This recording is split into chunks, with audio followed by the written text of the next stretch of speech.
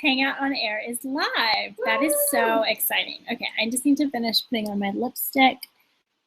You know, we're sending out a few last-minute tweets to let everyone know that we're here. Some of us have our PJs on, trying to make this into a believable slumber party. We're not really ready to slumber yet, but you know, to get in the mood of girl power and girl talk, we've got them on. So, you guys ready? Where's my notes? Yeah. All right. So,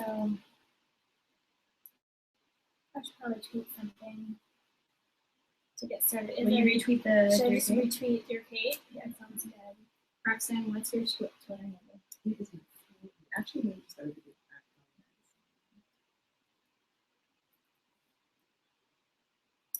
Hi, for those of you who are joining us. I wish you could see how many people were tuning in and who they were. Yeah, we want to know who you are. If you're watching us, will you tweet to let us know? My Twitter handle is @JulieSygiel. My last name is spelled Sygiel. And yeah, we'd love to say hi.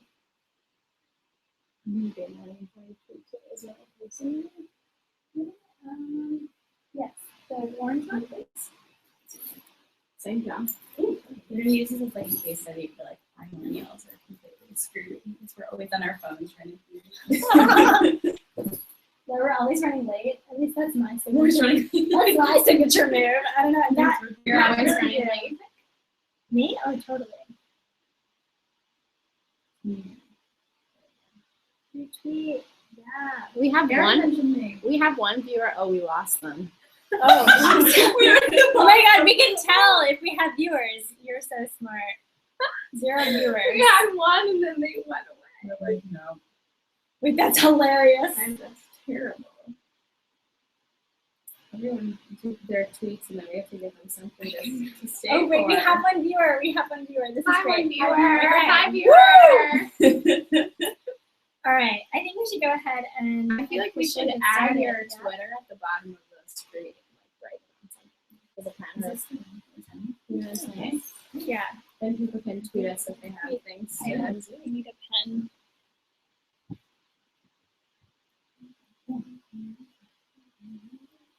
I'm not going to hold it up the whole time, though. Well, I feel like we could just prop it up like here or something. Okay. You know?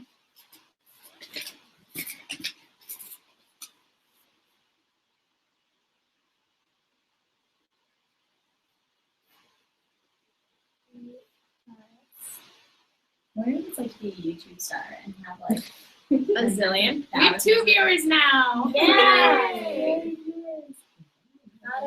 They can't see any of that. Let's see. Oh, they can't see that either. They can't see any of this. Maybe so, they should tweet Dear Kate. That's probably the easiest. Yeah. Dear Kate? Dear Kate. Yeah, that's easier. Okay. Hey everyone, thanks for joining. So this is the awesome Feminist Slumber Party on October 25th, live from the Ace Hotel. We are on the 10th floor and loving it. I'm Julie Sygiel, your host, and I am so thrilled to be here. So thank you to Tracy and Lady Boss for inviting me to curate this weekend.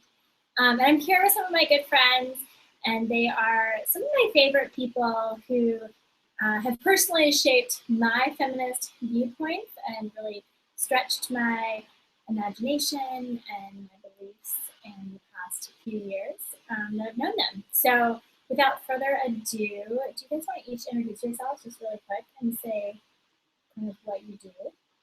Sure. I'll start. My name's Erin, and I am the founder of Feminist Wednesday, which is a feminist storytelling blog. And I'm also the producer of a documentary called Dream Girl, which is about inspiring and ambitious female entrepreneurs. And Julie is actually one of the entrepreneurs we feature in the film. So we go way back. I'm Isabella. I work for Dear Kate. I've been for 2.5 years. I'm our marketing manager, and yeah, that's mostly it. I'm Roxanne, and I am one of the founders. I'm also the editor-in-chief of Candidly magazine, which is kind of an answer to all of the women's interest magazines that you see when you go to the grocery store. Maybe obviously that. I think Golly is wonderful. Yeah. Have it on my coffee table, actually. So we're just going to chat for the next hour about feminist feels and kind of like the state of feminism today. And, you know, whatever we say, we can't really represent all women. It's just our personal experiences and beliefs. And so we hope that it's inspiring and entertaining.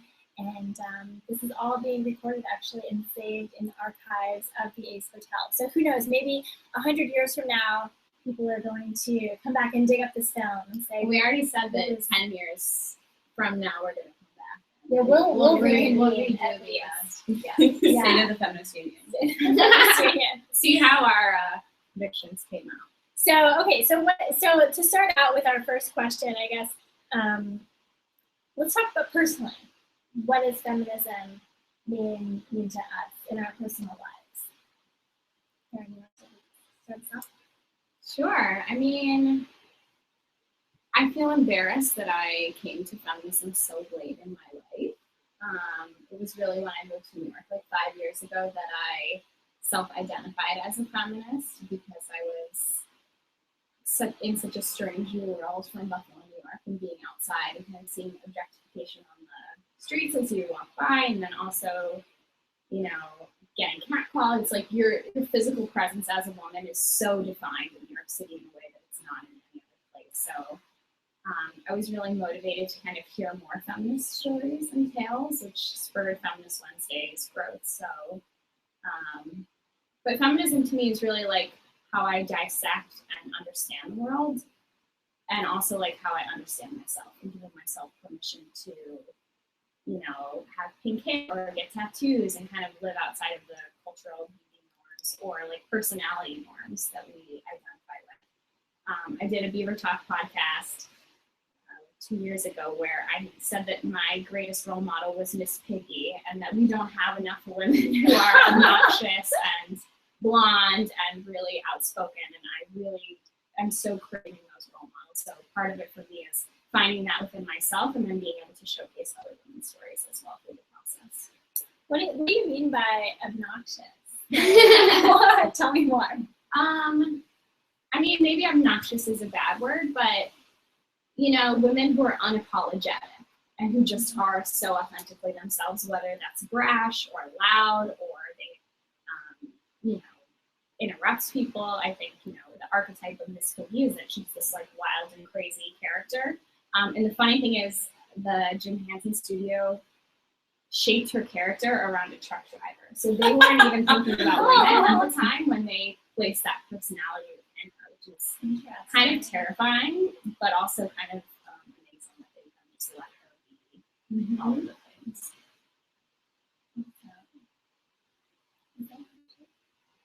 Feminism. We were talking before about how it's just like such a loaded word. I think feminism to me has such an importance in the workplace and just making sure that I'm able to not second guess myself and feel empowered to feel my feelings and articulate them without being worried that I'm being too outspoken or not shy enough and not cute enough. And so being able to like really feel like I can live my life authentically and not be judged, not be questioned, and not feel that questioning of myself as well. So from being on the outside, but also like feeling it and being inside it, if that makes sense.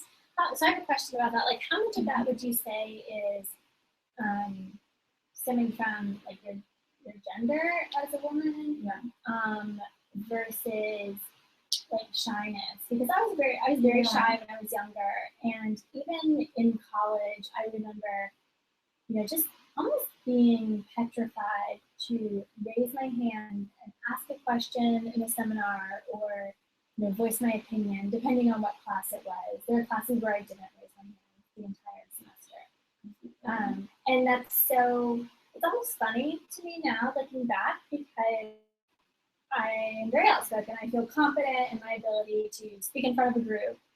And I don't know, I'm not sure how much that had to do with gender versus just personality, maybe, I don't know if it was like self-esteem, but, you know, just being super shy and worried about like how I come across and what are people gonna think of me. Absolutely. I think that I've always been the opposite, always like the loudest one in my class, always been like very loud and outspoken in my family. And I think that I was actually not really aware of my gender and what the expectations were for being a girl until much later. And realizing that like I had been looked upon maybe negatively because I was more outspoken or whatnot. So I think that that's part of it too. And just like coming to terms with like, wait, my most authentic self isn't the ideal of being a woman. How do I balance wanting to be the ideal woman, wanting to be attractive and wanting to be charming and liked by coworkers or romantic partners, but also balancing that with like how I be me. Yeah. I also feel like I have to do this position because of the bed. I'm just like, this is a slumber party. I usually have parties. Pillow fight. Yeah, this does feel pretty, like, even though we're like facing a camera, it does feel very cozy. Yeah, I went to a lot of high school slumber parties, and I do think that there are things that we talked about there that we talked about in college. Like, I really learned a lot at slumber parties, and it wasn't just a good time. Like, I matured. You know what? If that makes sense. That's real. Okay, Roxanne, tell us what feminism means to you. Well, it's funny because you said like you came late to feminism about 5 years ago, and since you've said that, I've been trying to think to myself like, I don't know. I think it was obviously a graduate thing, but I don't think that there was like an awakening moment. And now when I think back on it, I feel like growing up, I had certain expectations of how I would be based on what I saw around me. So I thought that I would get married and have kids and like possibly not work. And just one day I didn't think that. It wasn't that I saw something and I was like, oh, well, there's another way. So I decided that this is what I want. I think I just gradually came to certain decisions and other decisions I left alone. So I guess when it comes to what feminism is to me, it's just making the space for other women to do the same. So whatever it is that you choose, you're not saying, well, that's not the right path, or you really should think about something else. Just creating an open, free space for women of all different walks of life to do what it is that they think is their best path. And then the corollary to that, I feel that I've been teaching myself in recent years, is that when I say out loud, I want to create a space for women to do what they want, and I'm saying women plural, I try and stop myself and think about who those women look like. And if more than one of them looks like me, sounds like me, is the same sexual orientation as me, has the same sort of like goals that I have, if more than one of those women in my mind looks like me, I'm not doing it right. Because I need to be seeing as many different people as I can and telling myself, like, it's not just the one that's just like you that you're fighting for for everybody. So figure out how to do that and how to do that tactfully and hopefully. Mm-hmm. I feel like being like in the publishing like space of, or maybe just like kind of recognizing feminism and like what it's done for me. You said something about how you want other women to see that in themselves. Do you feel a certain kind of pressure or like energy around getting women to feminism in any way, or like trying to help them find that in themselves, or is it? I do, but I don't think that I could figure out a foolproof way. Mm-hmm. Like anytime I spot a woman who's like not fully on board, to be like, well, A, B, and C, this is how I'm going to get you on board. Yeah. I feel like everybody has, reservations and different things to deal with. So I try and just kind of be an example, or just present a different option. Like, have you thought about this? Because you don't have to do X. You could do Y. Like, I don't ever really want to be like, well, here's my pitch. Mm-hmm. Like, are you going to be on board? Yeah. Because I almost feel like if someone had done that to me when I was 15 or 16, I would have been very confused and like, oh, well, I don't know what this is all about. Like, you can leave me with that. But yeah. Yeah, I mean, it is interesting to really think about politics and beliefs, and so often I feel like whatever you say, it doesn't really change people's mind. And so sometimes contrary to what you often think, like sometimes I will shy away from those topics because like I don't have the energy to discuss it. And I'm like, well, it's not really going to change their beliefs. But then when I think about it, my beliefs are influenced by my friends ever so slightly, right? There are things where I do change what I think over time based on what other people say, who I respect their opinion on things. But, yeah. I guess like coming from like Feminist Wednesday for like 2 years, I would introduce myself as a feminist blogger, and I got such mixed reactions from people. And so, not to say that I would give a pitch, but it's almost like you have to like, you know who you're talking to in a sense of like, well, I'm talking to this girl at a bar on the east side, and he's like wondering why I don't want to take my husband's last name. He's like trying to convince me, and I'm like, well, do you know anything about gendercide and like what's actually happening in the world? And I think there are like certain things you say to certain people to kind of not get them on board, but just like open their minds to like these are things that are happening. Do you want your, partner to have equal pay, to you? And do you want them to have access to healthcare, maybe child planning? Like these seem like such reasonable things. So I feel like in my mind I'm probably more salesy when it comes to, depending on who I'm talking to. And probably the if I feel like dropping the feminist blogger bomb on someone. But it's really funny to see different people's reactions right away, especially because our mascot is Benny the Beaver. So I think a lot of people look so uncomfortable. Like I usually carry a lot of postcards with me, and I'll give them to people, and they'll either be like so uncomfortable or they'll laugh hysterically and get it right away, which is always fun to disarm people. I feel like I experienced I just think about talking about your date, and I think about talking about being glorified period unfortunately is what I usually say. And you know so much about someone immediately by how they react to that. And if they're like, oh, those are great shoes, then you're like, okay, well, maybe I'm not going to push them further on this because like this is outside their comfort zone. But thinking about how you present that topic, how do you present menstruation in a way that's not like, like don't want to talk about that. Because I think before I started working with your kid, I was like, nope, I'm not going to talk about that. We're not going there. There's no need to. And then recognizing that those feelings were coming from a place of being socialized to think like women's bodies are witchy. Like, oh my God, how you've transformed since you've been with us. No, it's true. Yeah, and so for me, I think personally, feminism has been like somewhat of a no-brainer, and I grew up without a television. Well, I think it's unfair because your dad was a feminist, right? And you have such a feminist upbringing that like was such a part of your experience. Absolutely. I mean, I grew up in like the most feminist household that you can imagine, where my mother was a lawyer, she was the breadwinner. My father, when I was born, stayed home and took care of me, and then homeschooled me from 1st through 8th grade. And my mom is the one who was like, well, honey, like there are certain things that you cannot do. Like I wanted to be a ballet dancer, and like my body just wasn't the right build for it. And so like no matter how much I wanted to do it, I wasn't going to be able to do it. And you just need to be like realistic about expectations and work hard, and like you're smart in numbers and everything. But my dad was like, you can be anything at all, and just work hard and go for it, and you'll make it. You can be president if you want to.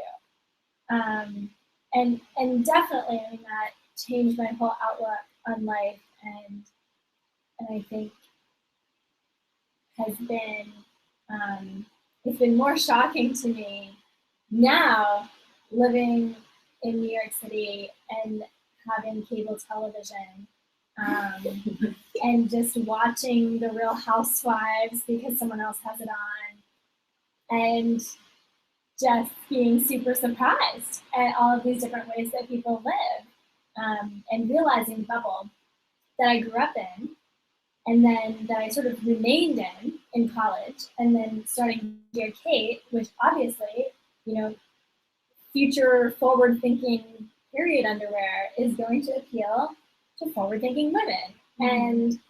And so every once in a while, I take an outside of that bubble, and I'm like, wow, not everybody thinks the way that I do. Totally.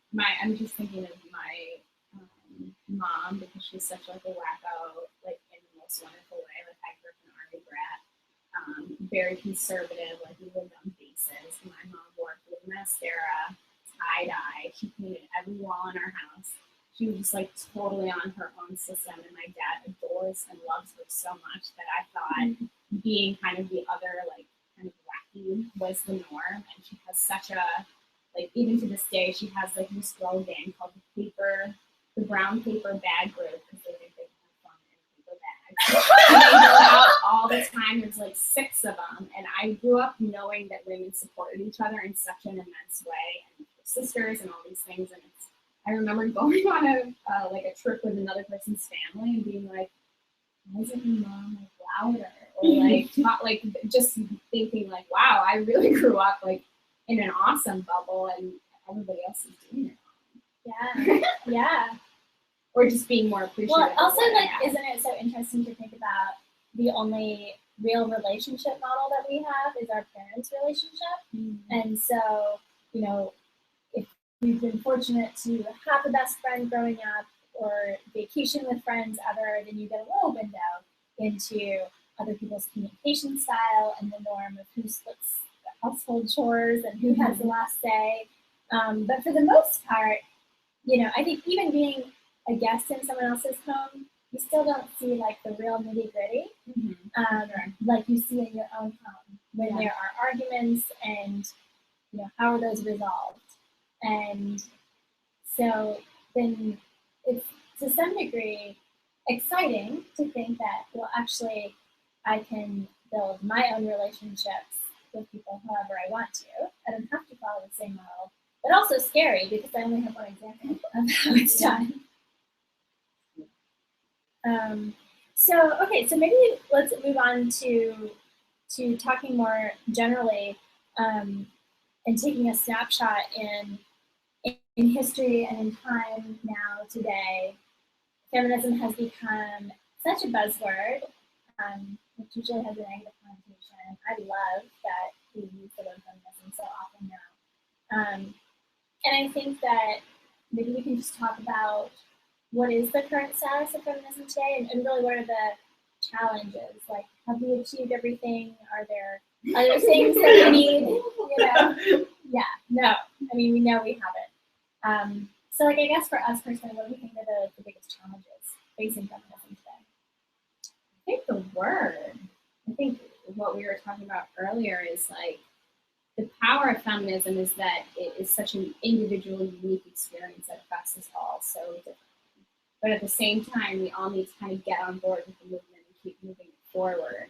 And I think that's such a double-edged sword because on one hand, we're like trying to solve systematic problems, but they're so personal to each of us and we have such a unique experience to bring. So it's like, it's trying to balance kind of what's good for the movement and then what's good for us and how we can kind of, like some, you know, because of my experience, like as a privileged white woman, like some like Planned Parenthood and like things that affect me directly because I use birth control are more meaningful to me, you know, and trying to figure out a balance between understanding that, you know, sometimes my needs aren't the needs of the feminist community and sometimes like taking a step back or understanding that there's so much more out there. I think there's so many issues to talk about and dissect. It's like, it's almost overwhelming. Like, Gloria Steinem was asked what her, like, what is the biggest feminist issue? And she was like, I want to kill myself every time someone asks me that question because there are so many things to talk about, which is totally true. Like, where do you even begin? I don't know. Anyone else want to take a step? I was thinking about what you said about what's good for us personally versus what's good for the movement.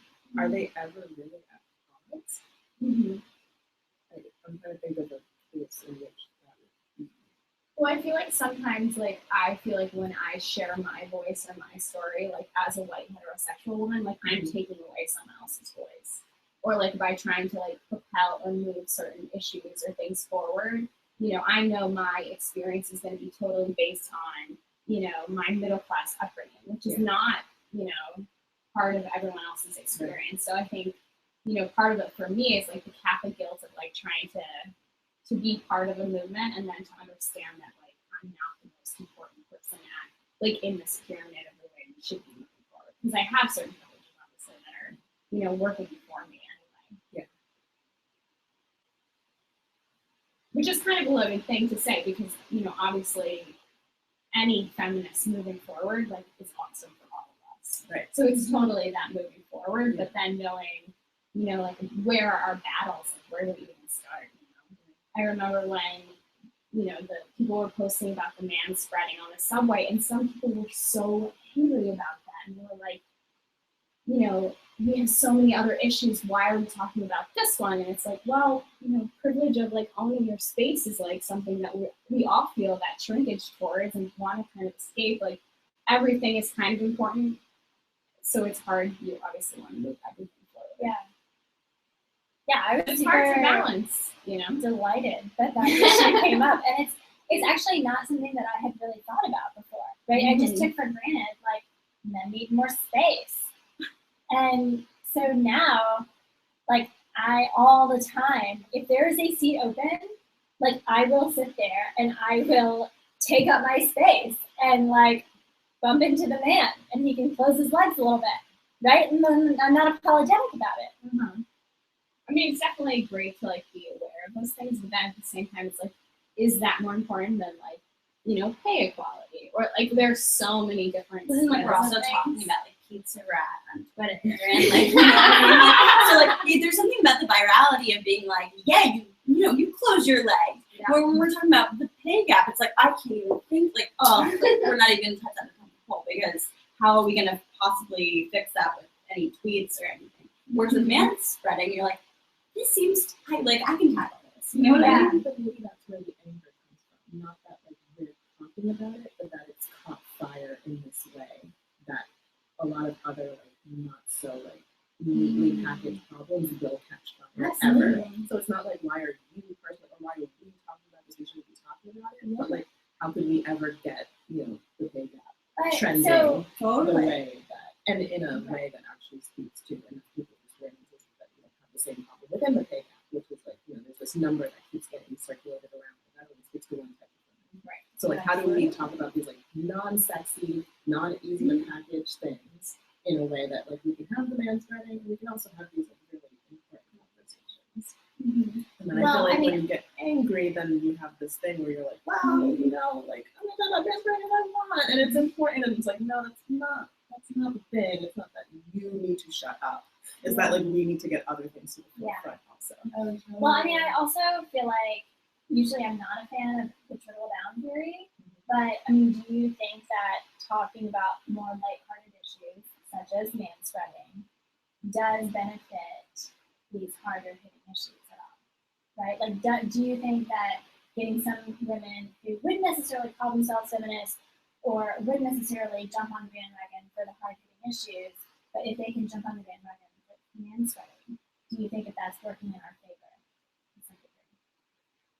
I mean, I feel like selfishly, if we can gateway anyone to get more involved into feminism, then that's great. I mean, I feel like if you're acknowledging manspreading as an actual thought and issue, then you're probably, like, I don't know if it's fair to even call it lighthearted, though, because so many people struggle with, like, the space that they take up. Absolutely. Like, there's such a guilt of, like, your like, and shame of your, you know, speaking up in class, like you were saying earlier. I think a lot of those things we just systematically learn because we're taught women should be quiet and pretty and silent, and you should speak when you're spoken to. And there are all of these, like, things we're trying to shed. So, yeah, I mean, I struggle because it's like, I think all of those issues are valid, but of course there's weight to each of them. Well, totally. I think there was that campaign about the women apologizing and just like even that being a trendy thing, but that is so powerful. That has changed, that conversation has changed how I conduct myself every day of like being aware of when I apologize to the garbage can for closing it too hard, or, you know, like, why did I do that? Or, you know, being aware when I apologize to Julie because, you know, I was in the kitchen longer than I thought I would be, or, you know, whatever trivial thing that I am recognizing, like, wow, why am I really feel that way. So I think there is something to be said for like letting those trendy things be trendy and like get into the culture consciousness. But also coming from the marketing perspective, like how do we talk about the wage gap in a way that's approachable and that is digestible, even though it is a very complex thing. And maybe I'm just too optimistic, but I think you can do both. Yeah, we just need some good marketing on serious topics. Maybe that'll be our next project. Well, I feel like that's why for Feminist Wednesday, I branded it like super, super feminine.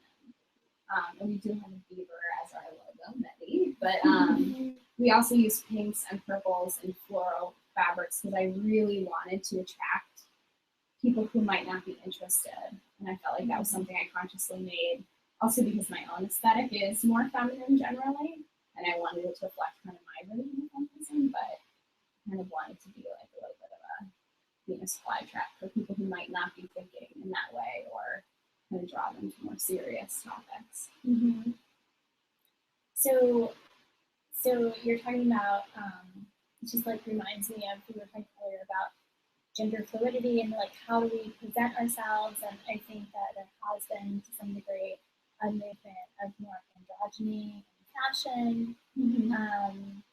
And it's interesting because I think growing up, part of my identity, like a very strong part of my identity, was feminine, right? Like I had a pink room, I liked the color purple, I had long, beautiful hair. I was a feminist, but like very, very, very feminine. And I think over the last few years, and I think I felt very disconnected from men because I was like, well, they're men and I'm a woman, and I'm very much a woman. And so over the last few years, I've come to recognize more so that first and foremost, we're human beings. And, you know, men are happy and sad and have feelings and emotions just like women do. And I've never really had like any best friends who are men, but I think that's something that I'm starting to realize that actually we're not as different as I once thought, because there has been somewhat of a movement that like, oh, actually you can be a woman, but you don't have to be super girly, and it's okay. And similar for men, you don't have to be super manly all the time. What does it mean to be a man? And like, what are we saying when we say you're super masculine? Like, what are we implying? And like, I think there's something to be said about having Betty be, or your feminist Wednesday branding being pink and purple and taking like, this can be powerful, this can be strong. You can take me seriously, and you should really question yourself if you're not taking me seriously because I'm rocking florals and like, thigh-high socks. You know what I mean? Like, what biases are you?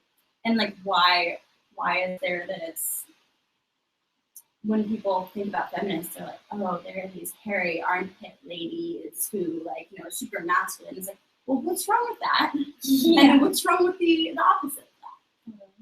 Well, when I first moved to New York 5 years ago, I cut all my hair off and my hair was growing because I was so scared that no one would hire me if I had long hair. And I looked too feminine because I'm an interactive designer and I wanted to be really taken seriously in my craft, and I was self-conscious about being girly and not being seen like in a very technical space. So I chopped all my hair off, which is fun for like a year, and then obviously now it has grown, and I feel like a lot of power in owning my femininity and having it not define me in a way that's like I'm less than because of the florals or the hair or whatever it is, which I think is something that, I don't know, it's such a hard balance, and I also feel a lot of privilege because I'm my own boss, so like no one's judging me in my office, which happened a lot in my previous job, so I feel a lot of power in just being able to be myself, which is I think ultimately what feminism is about, is trying to kind of find your center and what feels good for you outside of judgment. Definitely. Yeah, I feel really excited that Dear Kate, will come into the office on Monday morning and be like, so what's the gossip? Like, who did what over the weekend? And I think it's so crazy to me that you have never been in a cultural situation where you've been like someone else has been your boss and you've had to like just because thinking of like my work history of like each place is so different based on who's running it and based on the energy that they're giving or like what that, so it's so crazy to me that you've been able to dictate that for your whole life is like spectacular and no one gets to do that. Yeah, I mean, I did do internships, but not as like in corporate office settings. Mm-hmm. You were in labs. I was in labs, yeah. I It was like still part of school. Yeah, I mean, engineering was very male. I remember when we were doing lab reports on the team, we were giving assignments. Like, I would always be like, I'll design the front page, I'll design the cover page. And that should have been a sign that, like, I needed more creative outlets in my life. Yeah, and anything else we want to discuss in gender fluidity? What about dads and feminism? I mean, we talked a little bit about like my dad, who is such a strong feminist and like such a cheerleader for me in my life, unfailingly supportive and unfailingly believes in me and sends me, you know, letters with a $5 bill and ice cream coupons in it, like every other month, and you know, just I can always count on that. And so I think that really did influence my self-confidence, my curiosity in the world. So I'm curious if you guys have any other experiences to share about your feminism.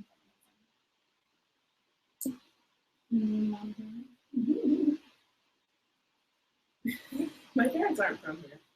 So, I mean, feminism, all that, it might have been implicit in the way I was brought up, but that's not in the vocabulary. Where are your parents from? They met when they were here, but it's not something that I don't think. My mom stopped working when she got married. She went back to work when I was 8. I got 2 older brothers that are 5 and 10 years older than me. So for most of their lives, she stayed at home. And then when I was 8, she went back to work so that my dad could go back to school to change professions. And then once he went back to work, she stayed in the workforce. So I kind of saw literally both sides of it. Both my parents were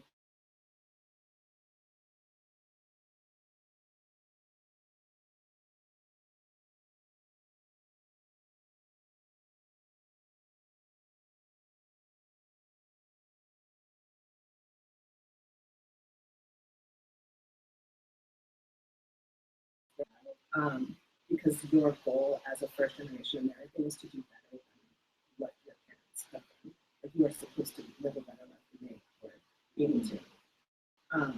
So it was just like an onus, if anything. It wasn't like, oh, I can do it even if I'm a girl or I'm a girl, so I'm going to. It's just like, no, like we had you, for, like we came here and we had you for this purpose. Like you are going to go out there and you're going to be preferably a doctor or a lawyer, but like you're going to do it. And like for you to not would just be for you to just ignore all the sacrifices you've made for me.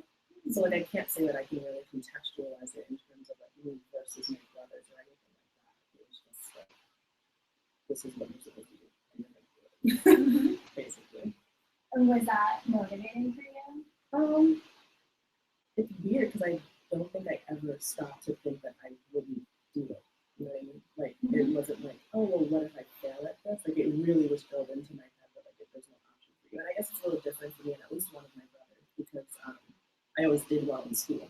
So like when they saw that, it was like, well, good. Like this is what you're good at. You're going to keep doing it. You're going to go to this kind of school. You're going to do this. So like maybe if I had shown that I was struggling with the work, then maybe it would have been a little bit different. But especially for me and my family, it was like this is a no brainer. Like you're going to go the distance, and like there's no 2 ways about it. So I wasn't a rebellious kid. I never was like, well, maybe let me push back and see what happens. It was just like, this is what I can do. So I mean, it wasn't until I got to college where I was like, I don't think this law thing or the medicine thing is going to work. I'm going to do the best that I can to like be as successful as you want me to be. But like, I really do think I'm more in like the English journalism side of things. So like, and that was a struggle. But like, I never really tried to like push the boundaries or like see what else was out there. So I was like, oh, well, this is what they came here for. Like, all right, let's do this. Like, I need to get these A's. I need to like make this much money. So like that's just always been in the back of my head. Oh. Yeah. Yeah, so in a way, expectations, I think, serve as a form of support. Yeah. It was always expected that I would go to college. Like, that was never a question. Yeah. In my mind. Yeah. Any other dads in feminism? I don't know. I feel like my father is secretly a feminist, and that he, like, I was taught to throw a ball and like balance a checkbook, and these are things that were really important for me to learn. But I also think, kind of going back to talking about my mom and like how out of the box for an army mom and an army wife she was, like having a partner that just allowed me to be whatever crazy, awesome, authentic person that you are was probably the most valuable thing to me, because that's what I seeked out in my relationships was who's gonna let me be the most authentic. Like my husband Sal, who's not watching because he's in a recording studio, but like really reflects that. And I think a lot of, like, I really thought I had an ex-boyfriend who I really thought reminded me of my father, and we ended up breaking up, and I was like, oh, now I'm like in this artistic love, and like this is my, you know, who I'm truly supposed to be with, and you know, this is not like my father because he's not very artistic, but more and more every day, like my husband reminds me so much of my father. It's like really bonkers. And he's like a musician and an art director and not in the army. But I think there are just certain core values that you look up to in people in your life, like those same things. And I feel like he's more feminist. Which I think is very feminist of a man who just let a woman do whatever the hell she wants to do. Totally. I think in that vein, I think that my parents had like very much like a partnership of just like, now they're work partners and they've been like business partners for many years. And my mom was, you know, going to the city, commuting every day, and was, you know, doing just like incredible. Like I saw this woman, this like big woman in business, and I was like, duh, we're doing that. Like because I'm gonna work in the city, and I'm gonna, you know, be able to like provide for my family. And so like it was very much like that. But I think that seeing this like partnership of like, I'm gonna support you in who you are and like all of your ambitions, and like you're gonna go to business school while I'm working, and you're gonna go to business school while I'm working, and seeing that kind of stuff, I think was really important. And it's something like I'm seeking out in my partner, like someone who's gonna like wanna do a business with me and like collaborate and let that life work line complete a little bit more the way my parents have. I don't know if that's good from stats. And my dad's like, I never done this, but like, totally good. Yeah, I would say like also in the vein that like my father supported my mother. Like I remember when I started my first production company out of college, Lady Bird Productions, which is the name that I use now for the company that's hosting Dream Girl. He bought me my first computer and gave me the loan to get my first camera.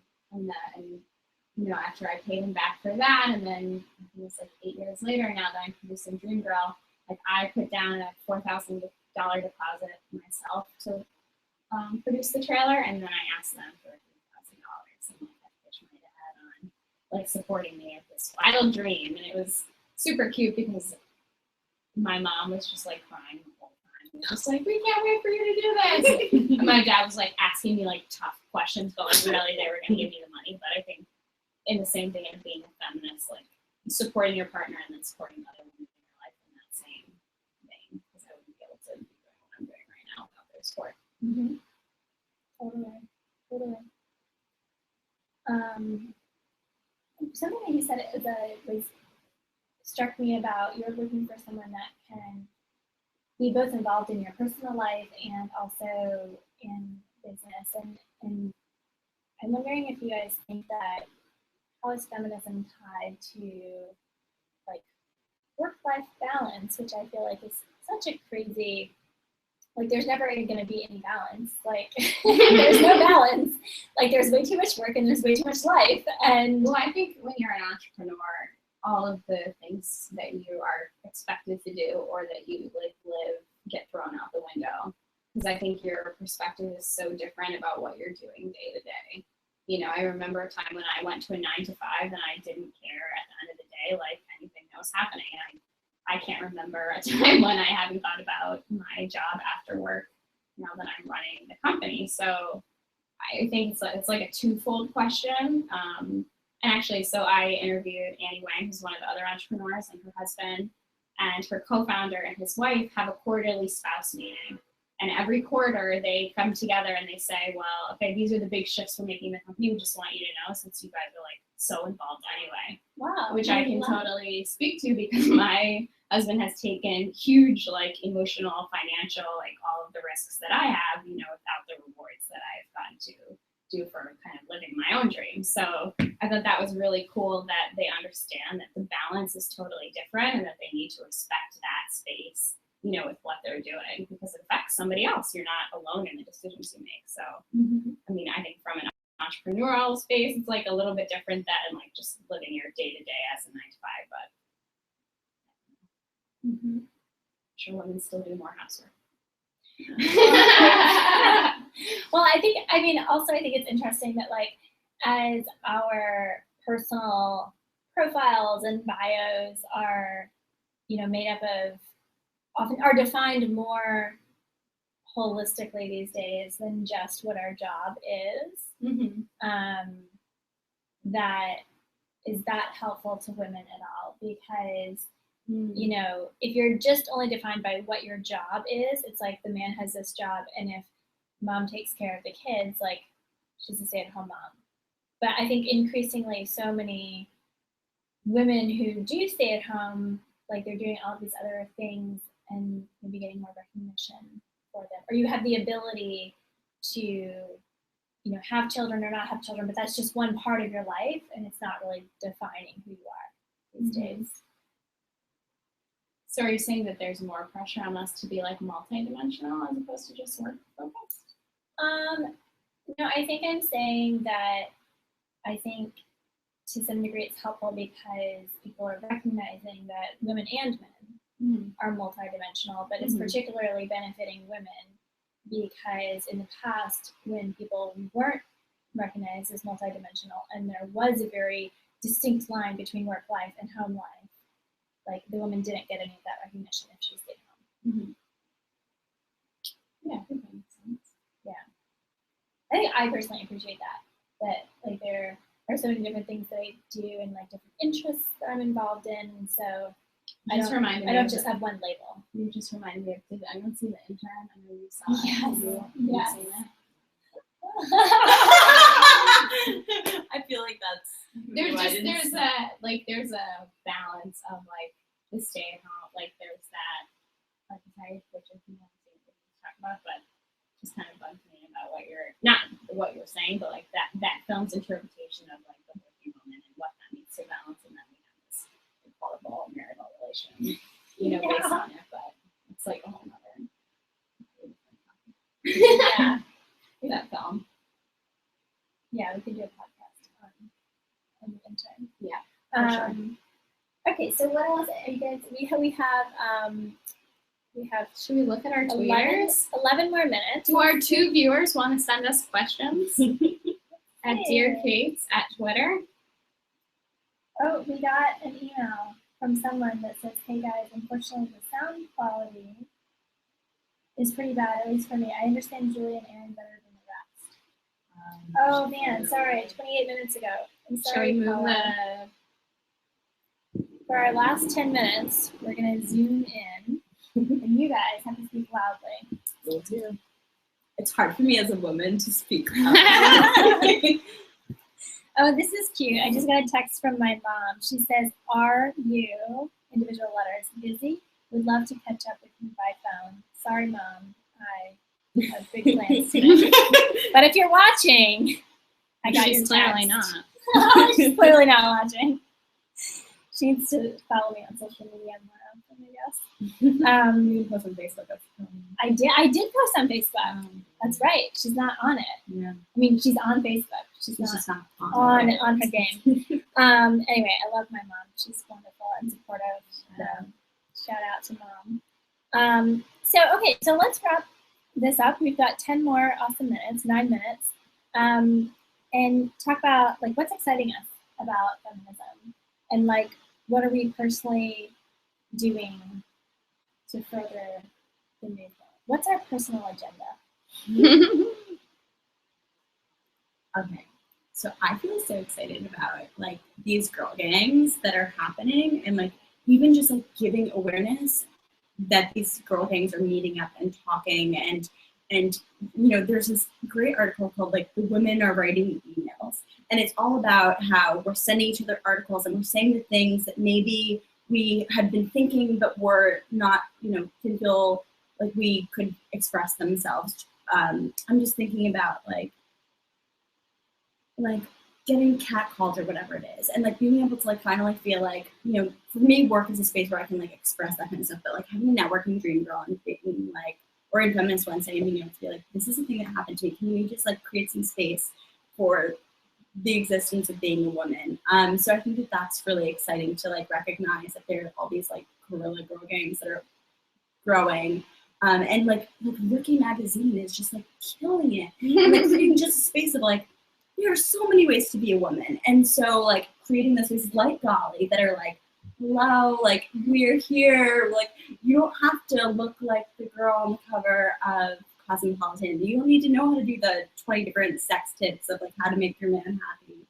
And so just being able to like have those conversations and create spaces where women are like really feeling excited by each other and encouraging one another to like go for it is pretty dope. Mm-hmm. So that you mentioned Rookie, because I was going to say the thing that excites me the most is like, I've been like having second thoughts about Facebook, because honestly, like sometimes when I scroll through, I'm just like, to have to see like what people from my hometown and people that I went to college with and their parents and all them are saying, I'm just like, sometimes the scroll can really like bring me down. Yeah. But when I go on Twitter and I go on Tumblr and even Instagram, and I follow these people who I don't necessarily know, but they seem interesting, and I see all of these young girls, like 13, 14, 15, just getting it. I'm like, this is so exciting. Like, it would be super exciting if I saw somebody's like uncle from the middle of nowhere like get it too. But it's almost more important that these 13 and 14 and 15-year-olds get it now and early, and then just take that into the rest of their lives. Like that was just like, when I find someone on Twitter, I'm like, you go. When you say like scrolling through Facebook, I have had a few conversations lately just about the pressure to only post positive things on social media. Mm-hmm. So are you partially referring to that, or also just like? No, I don't even post on Facebook. It's kind of like a thing that I do automatically out of boredom, but when I have to see people like talking about how Donald Trump might make a good presidential candidate, and like what is Planned Parenthood up to and all that, I'm just like, you know what? Like there's a certain point at which I can say like, oh, this is ridiculous, and just click off. But sometimes it just really is like, no, we're not the only ones that think this. And for me to have to like process that, it's not what I wanted out of like a bored like scroll through. So I'd rather go places where I can find like cool girls saying cool things. And just like, you know what I mean? Yeah. And they're pushing me to like be smarter and like to actually follow through with the things that I say I'm excited about. So I so feel that. Mm-hmm. I think there are teenagers today who are involved in Rookie, who are involved in different organizations. I'm like, wow, you are so forward thinking and so mature for your age. That's amazing. We interviewed for Dream Girl, we interviewed a group of 6th, 7th, and 8th graders and they were at the UN school, so obviously, you know, an advantage of being a little bit more culturally aware than, you know, others. But I was like, oh, like what are we gonna talk about? Like how am I gonna get on their level? Like they probably don't know what feminism is. And they just like blew my shit out. And they were like, we like Malala, we're down for he for she, like this is what we care about. And I was like, oh my God, like I didn't know any of this. And I think, you know, partially having the internet and being able to have those movements and those gangs is crazy. And I think personally for me, being a storyteller and somebody who wants to produce, you know, as many films as I can in my life, like, you know, on one hand, it's so depressing, like the female narratives that we have right now are not satisfying and they're not good enough. But then on the other hand, it's like, we get to create what we want to right now. And I'm so excited about, like, I have a notebook of 15 films that I want to produce and, you know, that are going to be considered like pretty important because we just don't have any other narratives. So I'm excited about being somebody who can possibly create and share more stories for women. Totally. And I guess I'll say I'm excited that that the other day I realized like I am getting older, right? So I'm turning 28, and I'm not excited about getting older, but I'm excited because it's fun and satisfying to look back on the things that have changed over my life and how I've personally developed, and also how I was talking to someone the other day who it's like teens today, like the things that they're fighting for, it's like they're fighting for gay marriage and trans equality and feminism and like these really deep subjects. And so, but like they reminded me that when we were kids, like we were fighting for like recycling education. And that just blew my mind because I'm like, I started the Save the Earth Club when I was 8, and we met in my attic and like went to the recycling center and stuff. And you know, I'm sure like not every single person recycles, but it's almost as if like that's a given, right? Like we learned that people know that that's good for the environment, and for the most part, those systems have been put in place. And so, as a country, as a society, we've moved on to other things. And so I'm starting to see these changes, and especially to fight the good fight, all of a sudden looking back and realizing like, oh yeah, like we did make a difference, and people have learned, and I've learned things and changed behavior. So I think knowing that gives me energy and hope to keep pushing forward for things in the future, because I think it will make a difference. Well, we'll be back in 10 years and we'll check in on all of our feminists. We'll see if we're talking about the exact same things. No, I hope not. I don't think so. I don't think so. Okay, so we have 2 more minutes. If you want to follow each of us personally, you can find me at Julie Sygiel on Instagram and Twitter. You can also follow the rad underwear company that Isabella and I are associated with, Dear Kates, on Twitter and Instagram. Shout out if you'll be in New York City on November 12th. We are having the All Red Everything party, and it'll be pretty epic, celebrating periods and women and all the things that are red.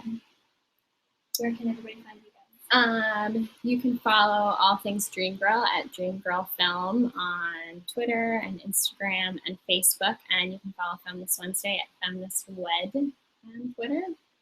And I'm around on the social stuff too. Erin Bagwell. Yeah. Erin E. Bagwell. Good stuff then. Is that where can people find you? On Twitter, I'm Isa Giancarlo, and on Instagram, I'm Isabella Whitney. I usually post pictures of food. And your cats. Do you post pictures? There's a couple cat pics. Yeah, a lot of pictures very of my adorable shoes. cat. Good shoes. At Golly Magazine on Instagram and Twitter is where you can find Golly. Issue 3, we have like a few designs, and then we're sending that thing off to print, which is very exciting. It's an exploration of the concept of charm. Oh my gosh. Very excited So about. As for me, I am at Roxanne Fakir. Good luck. You can find my but I am at Roxanne Fakir on Instagram and Twitter. I would spell it out. So Google Roxanne. Yeah, Roxanne Golly Golly, Magazine. yeah, it'll come up. Awesome. Thanks for those of you who tuned in, and have a good night. Bye.